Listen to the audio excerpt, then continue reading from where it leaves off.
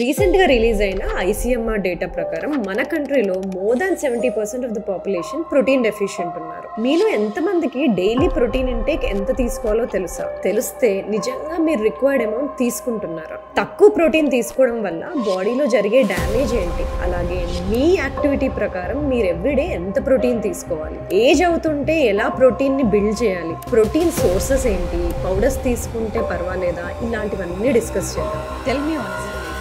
అయ్యో ప్రోటీన్ తీసుకుంటే kidneys damage అయిపోతాయి, మీరు ఏజ్ పెరుగుతున్నారు కదా, క్యాన్సర్ రిస్క్ ఉండొచ్చు, మీ స్ట్రెంత్ ట్రైనింగ్ చేయట్లేదా, ప్రోటీన్ మీరు తగ్గించాలి, ఇలాంటి ఎన్నో మిత్స్ మీరు సోషల్ మీడియాలో వినే ఉంటారు. ఇవాళ అవన్నీ డిస్కస్ చేద్దాం. అలాగే లాంజివిటీ పర్స్పెక్టివ్లో ప్రోటీన్ అడ్వాంటేజెస్ ఏంటి, ఎంత తీసుకోవాలి, అది కూడా డిస్కస్ చేద్దాం. So stay till the end. ఇవాళ మనం యూట్యూబ్లో హెల్త్లో మోస్ట్ ట్రెండింగ్ టాపిక్స్ వెతుకుతే supplements, protein powders, intermittent fasting or brain హెల్త్ని ఎలా ఇంప్రూవ్ చేసుకోవాలి, ఈవెన్ మీ ప్రొడక్టివిటీని ఎలా ఇంప్రూవ్ చేసుకోవాలో ఇవే ఉంటాయి. కానీ ఆర్గన్ సిస్టమ్స్ అన్నీ చూస్తే most important organ system in the body ఏదైతే లాంజివిటీని డిటర్మిన్ చేస్తుందో అది వచ్చేసి మసిల్.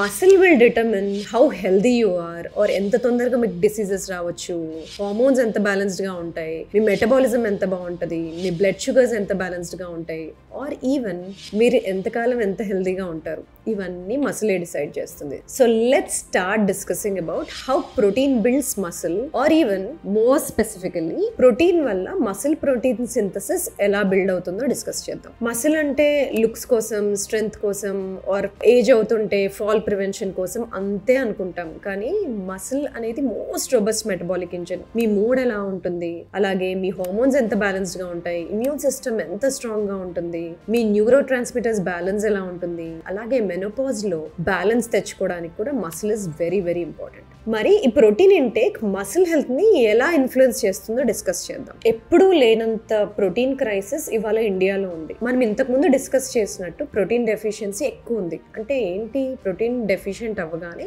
ఎనర్జీ తక్కువ అవుతుంది, డే అంతా రెస్ట్లెస్ గా ఉంటారు, మూడ్ డల్ గా ఉంటుంది, స్లీప్ డిస్టర్బ్ అవుతుంది, హెయిర్ థిన్ అవుతుంది, స్కిన్ డల్ గా ఉంటుంది, మెటబాలిజం స్లో అవుతుంది, హార్మోన్స్ ఎఫెక్ట్ అవుతాయి. సో ప్రోటీన్ డెఫిషియెంట్ అయినప్పుడు జస్ట్ మసిల్ తక్కువ అవడమే కాదు, స్ట్రెంగ్త్ తక్కువ అవ్వడమే కాదు, ఎర్లీగా మసిల్ లాస్ అవ్వడమే కాకుండా ఇవన్నీ డిసడ్వాంటేజ్ చూస్తాం.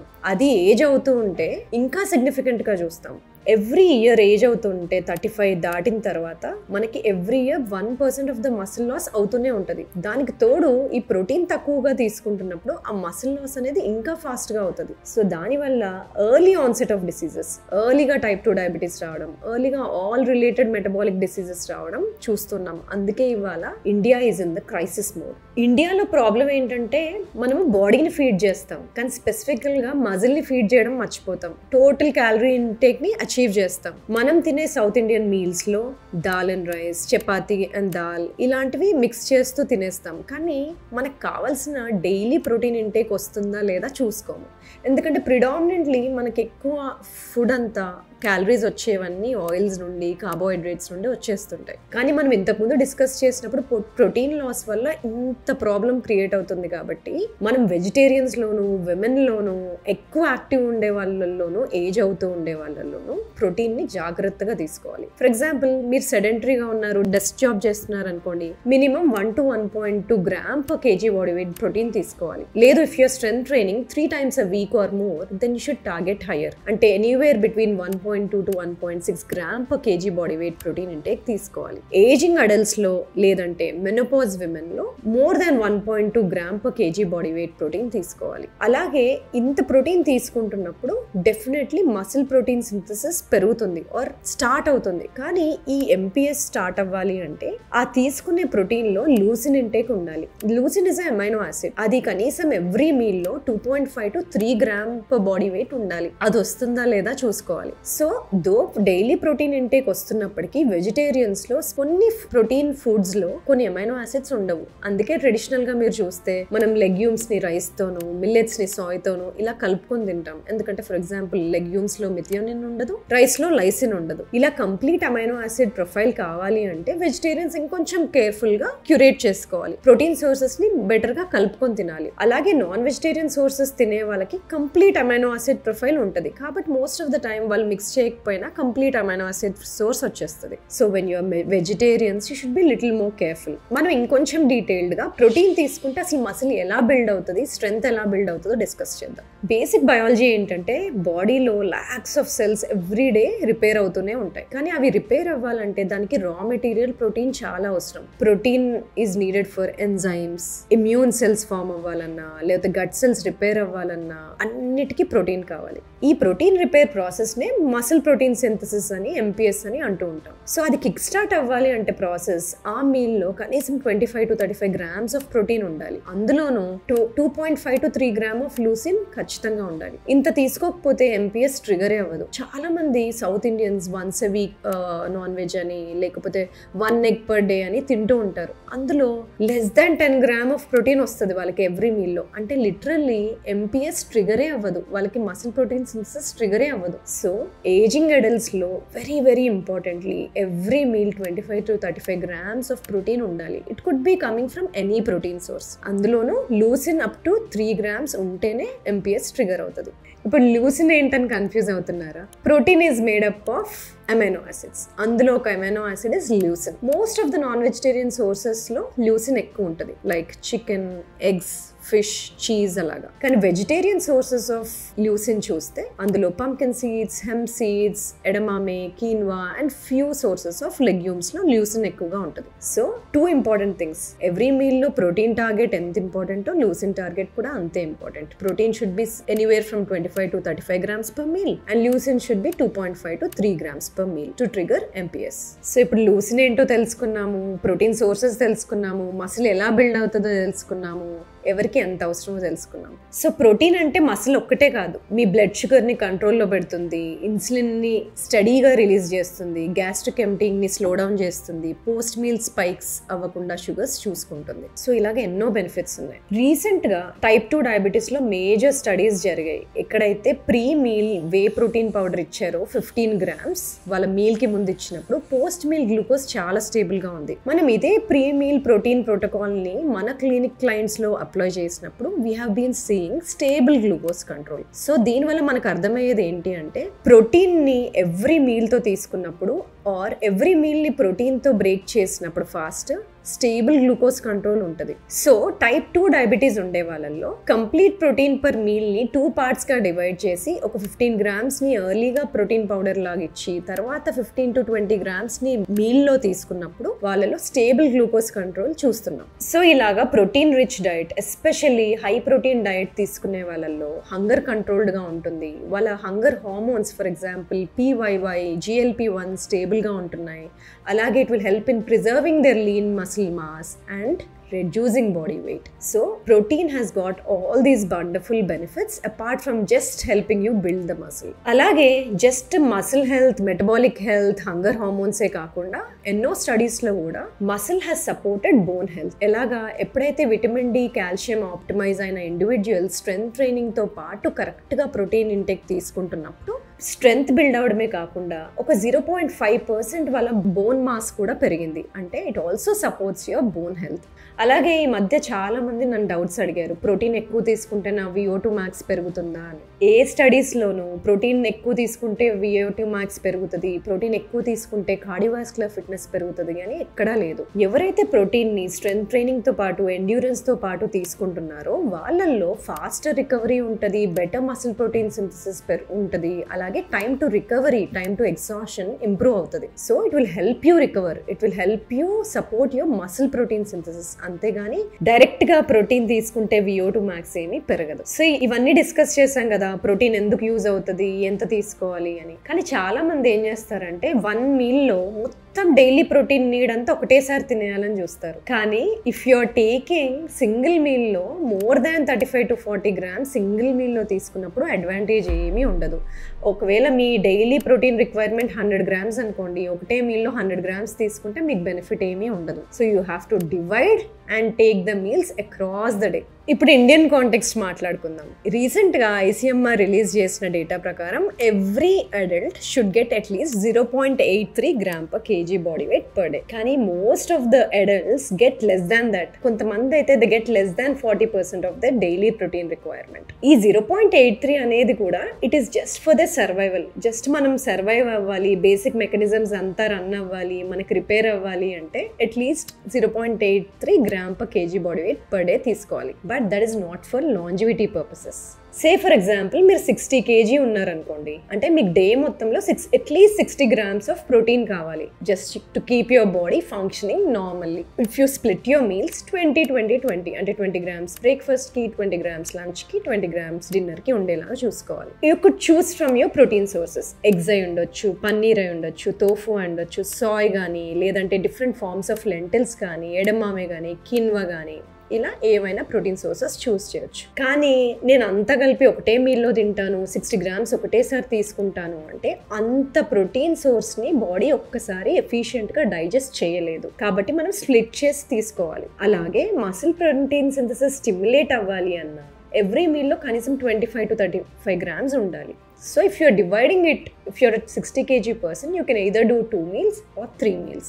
But if you compare protein sources which are coming from food versus protein powders, what is efficient అని చూస్తే బాడీకి డిఫరెన్సియేషన్ ఏమీ ఉండదు. అది పౌడర్స్గా వచ్చినా డివైడ్ అయ్యి బాడీలోకి వచ్చిన తర్వాత అమైనో యాసిడ్సే అవుతాయి. అలాగే ప్రోటీన్ సోర్సెస్ ఫుడ్ వల్ల వచ్చినా అవి అమైనో యాసిడ్సే అవుతాయి. కానీ ఫుడ్ వల్ల వచ్చిన సోర్సెస్లో కొన్ని అడిషనల్ అడ్వాంటేజెస్ ఉంటాయి. ఇక అమైనో యాసిడ్సే కాకుండా బయో యాక్టివ్ కంపౌండ్స్ అంటే పెప్టైడ్స్ కానీ, కోఫాక్టర్స్ కానీ అవి అడిషనల్గా వస్తాయి. అవి కాకుండా న్యూట్రియంట్ రిచ్ సోర్సెస్ ఉంటాయి. మనకి సెలీనియం కానీ, జింక్ కానీ, విటమిన్ సి కానీ ఇలాంటి అడిషనల్ కోఫాక్టర్స్ వస్తాయి. అలాగే ఆ ప్రోటీన్ని డైజెస్ట్ చేసే ఎబిలిటీ ఉండే కంపౌండ్స్ కూడా ఆ ఫుడ్స్ లో వస్తాయి. That is the advantage of eating protein rich foods. అదే ప్రోటీన్ పౌడర్స్ అనుకోండి, మీకు ఇమీడియట్ గా హంగర్ తగ్గడానికి, ఇమీడియట్ గా అమైనో యాసిడ్ రైజ్ అవ్వడానికి, లేకపోతే పోస్ట్ వర్కౌట్ ఇమీడియట్ గా లూసిన్ లోడ్ రావడానికి, ఇమీడియట్ ప్రోటీన్ సింథసిస్ కి మీకు protein powders will act as tools. ఎప్పుడైతే డైలీ ప్రోటీన్ రిక్వైర్మెంట్ మీకు ఫుడ్ సోర్సెస్ నుండి రావట్లేదో, ఇదే బికాస్ ఆఫ్ డైజెషన్ ఇష్యూస్ కానీ, లేకపోతే యూఆర్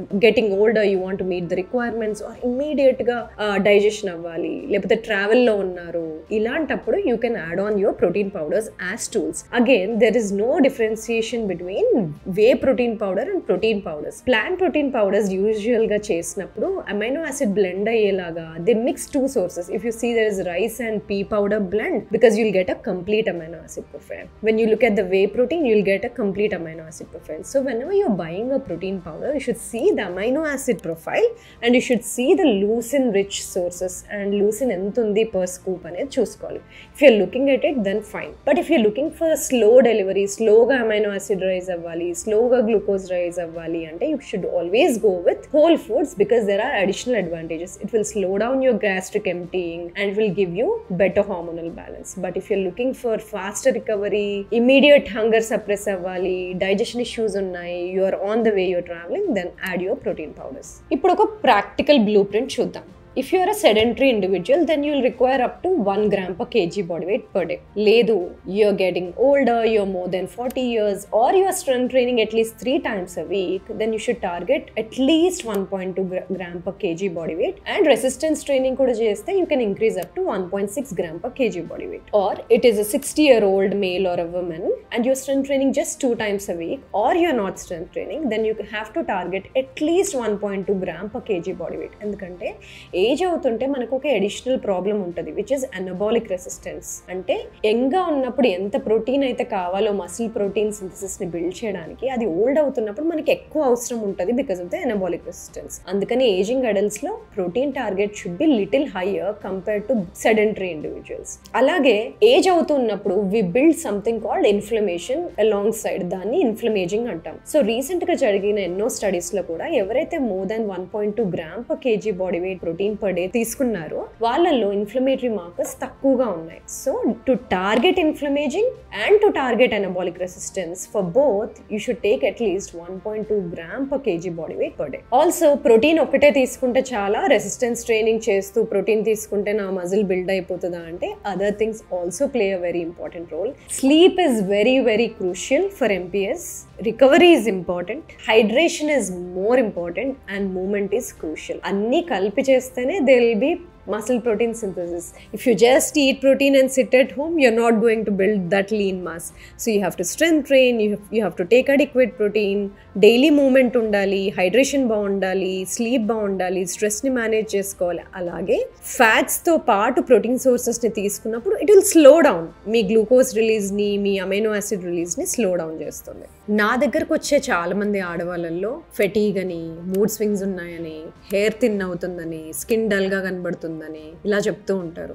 మోస్ట్లీ కామన్లీ వాళ్ళ హిస్టరీ, డైటరీ రికాల్ తీసుకున్నప్పుడు డేలో వాళ్ళ ప్రోటీన్ ఇంటేక్ చూస్తే అది it is less than 0.8 gram per KG body wait. Some times it is up to 20 to 30 grams per day. ఇలా protein deficient ఉన్నప్పుడు of course thyroid out of balance ఉంటుంది, of course hunger hormones దెబ్బతింటాయి, definitely insulin ఎక్కువ spike అవుతుంది, glucose stable గా ఉండదు, stable energy levels ఉండవు, mood disturb అవుతుంది, లాస్ ఆఫ్ ఎనర్జీ ఉంటుంది. అందుకని ఆడవాళ్ళు ఎస్పెషలీ 40 దాటిన తర్వాత పెరిమెనోపాజ్ పీరియడ్ లో ఉన్నప్పుడు వాళ్ళకి protein intake is very very crucial along with strength training. కొంతమంది విమెన్ ఇలా కూడా అనుకుంటారు, అమ్మో ప్రోటీనా, నేను బల్క్ అయిపోతాను, అమ్మో కిడ్నీస్ దెబ్బతింటాయి, నేను స్ట్రెంత్ ట్రైన్ చేయను, సో నాకు అవసరం లేదు. సో ఇలాంటివి చాలా కామన్ గా వింటూ ఉంటాం. కానీ అడిక్వేట్ ప్రోటీన్ లేకపోతే hair, skin, energy levels, hormones, metabolism అన్నీ దెబ్బతింటాయి. అండ్ డెఫినెట్లీ ప్రోటీన్ కరెక్ట్ గా తీసుకుంటే మీరు బల్క్ ఏం అవ్వరు. రీసెంట్ గా సోషల్ మీడియాలో ప్రోటీన్ కిడ్నీస్ ని డ్యామేజ్ చేస్తాయి అని ఒక పెద్ద డిబేట్ జరిగింది. Let's finally break it down. Recent గా ఎన్ని స్టడీస్ లో చూసినా, నెఫ్రాలజీ ఆర్టికల్స్ కానీ, స్పోర్ట్స్ న్యూట్రిషన్ ఆర్టికల్స్ కానీ, any kind of meta analysis studies కానీ ఏది చూసినా హెల్దీ అడల్ట్స్ లో, healthy kidneys and normal filtration ఉన్న వాళ్ళలో protein intake 1.6 to 2 gram per KG body weight తీసుకున్నా గానీ కిడ్నీస్ ఏమీ డ్యామేజ్ అవ్వలేదు. There is no structural damage in the kidneys. Of course ఇంత ప్రోటీన్ తీసుకుంటున్నప్పుడు బాడీలో ఫిజియలాజికల్ చేంజెస్ జరుగుతాయి. Kidneys actually hyper filtration mode లోకి వెళ్తాయి. అందుకని వాళ్ళలో EGFR చూస్తే, అంటే ఎస్టిమేటెడ్ గ్లోమరులర్ ఫిల్టరేషన్ రేట్ చూస్తే తక్కువ ఉంటుంది. That is an adaptive physiological response. దీన్ని క్రానిక్ కిడ్నీ డిసీజ్ తో డిస్టింగ్విష్ చేసుకోవాలి. ఈ ఫిజియలాజికల్ చేంజెస్ ఉండే వాళ్ళల్లో EGFR తక్కువ ఉన్న వాళ్ళ urine albumin to creatinine ratio normal గా ఉంటుంది, యూరిన్ లో ప్రోటీన్ లాస్ ఉండదు, అండ్ సిస్టాటిన్ C నార్మల్ గా ఉంటుంది. అల్ట్రాసౌండ్ చేసి చూస్తే కిడ్నీస్ లో స్ట్రక్చరల్ డ్యామేజ్ ఏమీ ఉండదు. అలాగే ఒకవేళ క్రానిక్ కిడ్నీ డిసీజ్ వల్ల గనక EGFR తగ్గి ఉంటే అల్ట్రాసౌండ్ లో స్ట్రక్చరల్ డ్యామేజ్ ఆఫ్ కిడ్నీస్ ఉంటాయి. కిడ్నీస్ లో కార్టికల్ థిన్నింగ్ ఉంటుంది, యూరిన్ లో ఆల్బ్యూమిన్ లీక్ ఉంటుంది, సిస్టాటిన్ హై ఉంటుంది. అలాగే ఈ EGFR లో అనేది మోర్ దాన్ 3 months వరకు కంటిన్యూస్ గా ఉంటుంది. సో ఎప్పుడు EGFR చూసుకుంటున్నా ప్రోటీన్ ఎక్కువ తీసుకుంటునే వాళ్ళు, లేకపోతే క్రియాటిన్ సప్లిమెంటేషన్ లో ఉండే వాళ్ళకి రెగ్యులర్ గా సీరం క్రియాటినిన్ తో యూజ్ చేసే EGFR మోడల్ కరెక్ట్ కాదు. వాళ్ళకి ఎప్పుడు కూడా EGFR ఎస్టిమేషన్ అనేది క్రియాటినిన్ ని యూజ్ చేసుకొని చేయకూడదు. వీళ్ళకి సిస్టాటిన్ C యూజ్ చేసుకొని చేసే EGFR కరెక్ట్ మెథడాలజీ. ఎందుకంటే we should always distinguish between physiological hyper filtration and kidney disease. అలాగే ఈ ప్రోటీన్ ఇంటేక్ ఎక్కువ తీసుకునే వాళ్ళల్లో టెంపరీగా కిడ్నీస్ ఎక్కువ ఫిల్టర్ చేసినప్పుడు అఫ్ కోర్స్ EGFR చూస్తే క్యాల్కులేట్ చేసినప్పుడు హై క్రియాటినిన్ వల్ల వాళ్ళకి EGFR లోగా కనబడుతుంది. That's why in actively training individuals, in body builders, in people who take protein more than 1.6 gram per KG body weight, people who are on creatine supplementation, వీళ్ళల్లో cystatin C based EGFR చూడాలి. దాంతోపాటు సిస్టాటిన్ C కూడా చూడాలి. దాంతోపాటు urine albumin to creatinine ratio చూడాలి. దాంతోపాటు structural changes in the kidney చూడాలి. అప్పుడు కానీ we can't declare that the kidneys are damaged. అలాగే డైటరీ రికాల్ తీసుకున్నప్పుడు ప్రోటీన్ ఇంటేక్ ఎంత ఉంది అని క్యాల్కులేట్ చేస్తే చాలా మంది నేను దాల్ 3 times a day తీసుకుంటాను, నాకు ప్రోటీన్ ఇంటేక్ కరెక్ట్ గానే ఉండుంటది అంటారు. కానీ మీరు కరెక్ట్ గా క్యాల్కులేట్ చేసుకుంటే 1 egg లో 6 grams వస్తుంది. అలాగే డిఫరెంట్ టైప్స్ ఆఫ్ లెగ్యూమ్స్ బట్టి, different types of dal sources ని బట్టి ఎంత ప్రోటీన్ అనేది డిఫర్ అవుతూ ఉంటుంది. ఇంకా పప్పుల్లో కనుక చూసుకుంటే more than protein we get carbohydrates. So మీరు కరెక్ట్ గా కాన్షియస్ గా చూసుకోకపోతే ప్రోటీన్ ఇంటేక్ ఎంత వస్తుంది అనేది మీకు ఐడియానే ఉండదు. So that's why consciously whenever you eating మీరు ప్లాన్ చేసుకుంటున్నప్పుడు ఓకే మీ ప్లేట్లో పన్నీర్ ఉందా, లేకపోతే సాయ్ ఉందా, లేకపోతే టెంపే ఉందా, ఎగ్స్ ఉన్నాయా, చికెన్, ఫిష్, డిఫరెంట్ లెగ్యూమ్స్, లేకపోతే కీన్వా కానీ ఇలా చూసుకొని తినాలి. అలాగే మీరు ప్రతిసారి 5-6 eggs తిననక్కర్లేదు ఆ 25 to 35 grams రావడానికి. కటోరీ ఆఫ్ కర్డ్, 3 eggs, కొంచెం కీన్వా, వెజిటబుల్స్, కొంచెం గీ ఇలాగా బ్యాలెన్స్డ్ గా తినొచ్చు. మొత్తం ప్రోటీన్ అంతా సింగిల్ సోర్స్ నుంచి రావాల్సిన అవసరం లేదు, కంబైన్డ్ సోర్సెస్ లో కూడా రావచ్చు. అలాగే కొంతమంది ఓన్లీ మీట్ సోర్సెస్ పైన డిపెండ్ అవుతారు. అలా లేకుండా if people eat a very diversified diet they can mix the protein and animal sources. But you have cultural reasons అలా ఏమన్నా ఉంటే you can stick with plant protein sources. కానీ vegetarians ఇంకొంచెం careful గా ఉండాలి. They should make sure they get the complete amino acid profile. కాబట్టి mixing of foods వాళ్ళకి చాలా important. So now who needs caution? ఎవరు కేర్ఫుల్గా ఉండాలి ప్రోటీన్ తీసుకోవాలంటే? క్రానిక్ కిడ్నీ డిసీజ్ ఉండేవాళ్ళు, స్టేజ్ 1 స్టేజ్ 2 ఉన్నారంటే వాళ్ళకి 1 gram of KG body wait కూడా ఏం హార్మ్ఫుల్ కాదు. కానీ స్టేజ్ 3, 4, 5 ఉంటే they have to be very careful. They have to discuss with their nutritionist also and nephrologist also. They can't go beyond 0.5 to 0.8 gram per KG body wait. ఎందుకంటే అలా తీసుకున్నప్పుడు వాళ్ళకి uric acid build అవుతుంది, urea build అవుతుంది, acid load పెరుగుతుంది and it can damage their kidneys. So of course chronic kidney disease ఉన్నప్పుడు protein intake they should be very careful. Also high uric acid ఉండే వాళ్ళంతా, ఇది నేను చాలా ఎక్కువ వింటాను నా చుట్టూ ఉండే వాళ్ళ నుంచి క్లయింట్స్ వరకు, ఓ నాకు యూరిక్ యాసిడ్ ఎక్కువైపోయింది అందుకే నేను ప్రోటీన్ బాగా కట్ చేసేసాను అని. అందరూ high protein is equal to high uric acid అని కనెక్ట్ చేసేసారు, which is wrong. High uric acid is because of high intake of purine rich foods, high intake of sugars, high fructose foods and